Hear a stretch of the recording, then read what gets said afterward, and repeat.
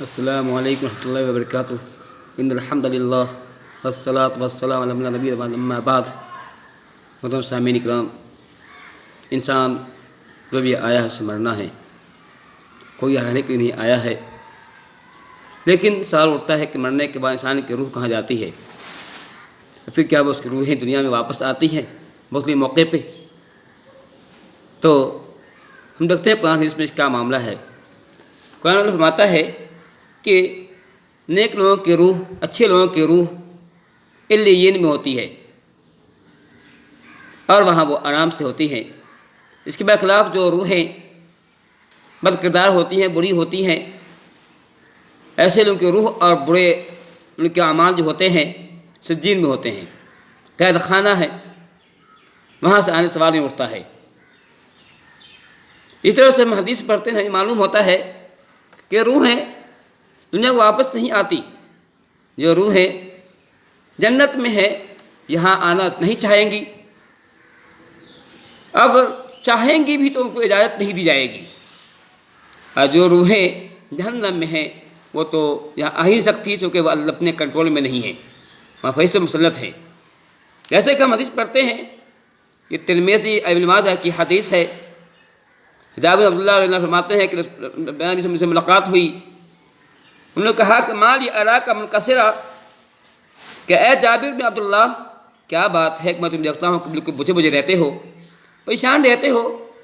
تمہارا چہرہ فقر رہتا ہے، معاملہ کیا ہے؟ تو جابر نے کہا اللہ علیہ وسلم میرے باپ پہ اللہ کے راستے میں شہید ہو گئے، استشہد ابی، میرے باپ شہید ہو گئے، وترک عیالا، انہوں نے بہت سے بچے چھوڑے ہیں، ودینا، قرض چھوڑا ہے۔ حضور میرا باپ مر گیا، میرا باپ شہید ہو گیا، قرض چھوڑے، عیال چھوڑے، کیا میں پریشان نہ رہوں؟ کیا مجھے پریشانی نہ ہوگی؟ کیا میں چہرہ بجھا نہ ہوگا؟ ایسے موقع صلی اللہ علیہ وسلم نے فرمایا تھا اے جابر، اس سے پہلے تم اللہ تعالیٰ نے کسی سے بالمصافہ بات نہیں کیا، تیرے باپ سے اللہ تعالیٰ نے مصافہ بات کیا ہے، سامنے بات کا حدیث کا لفظ ہے کلمہ کفاحہ، اللہ تعالیٰ نے اس سے آمنے سامنے سے بات کیا۔ پھر اللہ تعالیٰ نے ان سے پوچھا یا عبدی، اے میرے بندے، تمنا علی اوتی کا، کہ اے میرے بندے مجھ سے تمنا کرو، مجھ سے مانگو، خواہش بتا، تیری خواہش کیا ہے، خواہش ظاہر کرو، میں تمہیں عطا کروں گا۔ تو تیرے باپ نے یعنی عبداللہ نے کہا تھا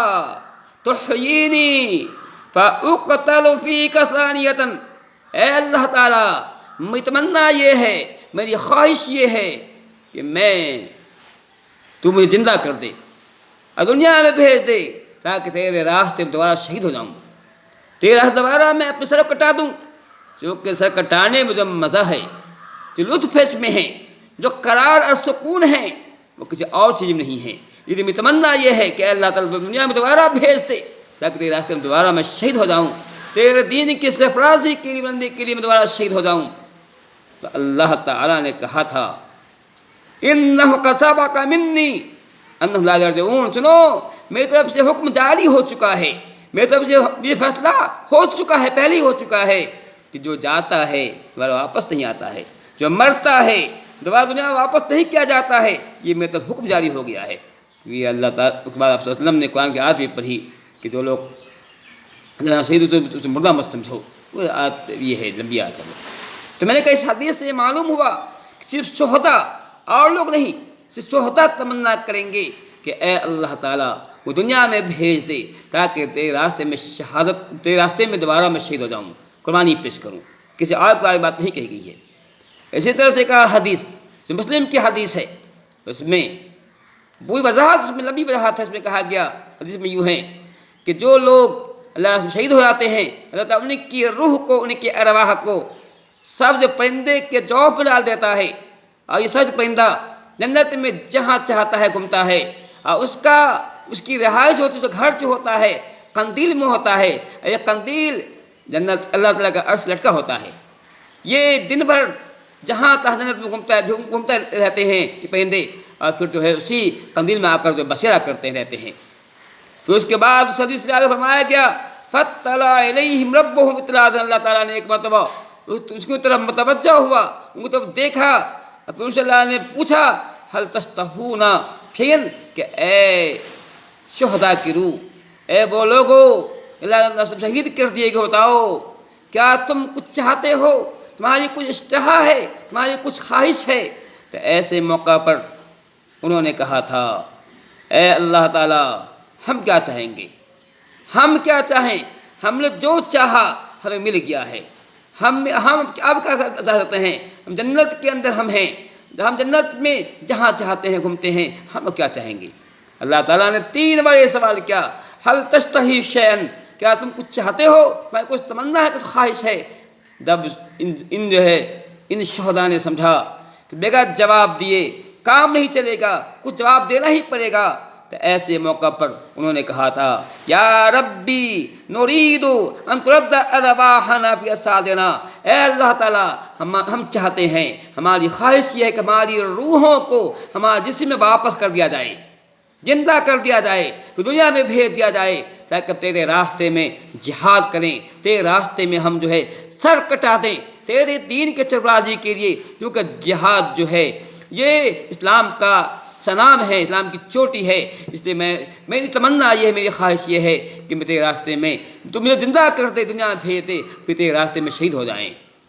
یہ جب یہ سوال شہداء کریں گے، اللہ تعالیٰ انہیں چھوڑ دے گا، اللہ تعالیٰ سمجھ جائے گا کہ اب کوئی خواہش تمنا نہیں ہے۔ کہنے کا مطلب یہ ہے، ایسے اور بھی احادیثیں ہیں جس سے معلوم ہوتا ہے کہ شہداء صرف شہداء اور لوگوں کے بارے میں آتا ہے، شہداء تمنا کریں گے دنیا واپس آئیں، لیکن انہیں اجازت نہیں دی جائے گی، چونکہ یہ اللہ تعالیٰ کا یہ قانون ہے، اللہ کا حکم ہو چکا ہے، پہلے ہو چکا ہے کہ جو جاتا ہے انہم لا یرجعون، کہ جو مر جاتا ہے پر واپس نہیں آتا ہے۔ تو پھر یہ خیال رکھنا، یہ کہنا کہ شب برات کے موقع پر ارواحیں جو مر چکے ہیں ان کے روحیں گھر واپس آتی ہیں، اگر گھر کے اندر حلوہ بنا ہوا ہے، اچھا کھانا بنا ہوا تو خوش ہو جاتی ہیں، اگر دال روٹی بنی ہے تو وہ ناخوش ہو جاتی ہیں۔ ایسا کہنا بے بنیاد ہے، اور اسلام کے اندر جو ہے نئی بات ہے، بدعت ہے، یہ ایسا عقیدہ صحیح نہیں ہے، چونکہ جو مرتا ہے واپس نہیں آتا ہے۔ اور پھر ایسے لوگ قرآن کا بھی میں تحریف کرتے ہوئے کہتے ہیں، اللہ قرآن فرماتا ہے روح ہو، کیا فرشتے نازل ہوتے ہیں، روح نازل ہوتے ہیں، وہ تو روح سے مراد یہ روحیں ہیں، حالانکہ غلط ہے، یہ روح سے مراد روح الامین فرشتے ہیں، یہ سے مراد یہ نہیں ہے۔ اس لیے ضرورت اس بات کی ہے کہ ہم بدعات سے بچیں، کیونکہ اللہ کے نبی کی حدیث ہے کہ من عمل عمل فہو مرد، جو ایسا کام کرتا ہے جو دین میں نہیں ہے، ایسا کرنے بدعت، ایسا کرنے والا ایسا عمل اس کا مردود ہوا کرتا ہے۔ تو یہ خیال کرنا مجھے کبھی کبھی تعجب ہوتا ہے۔ میں جہاں رہتا ہوں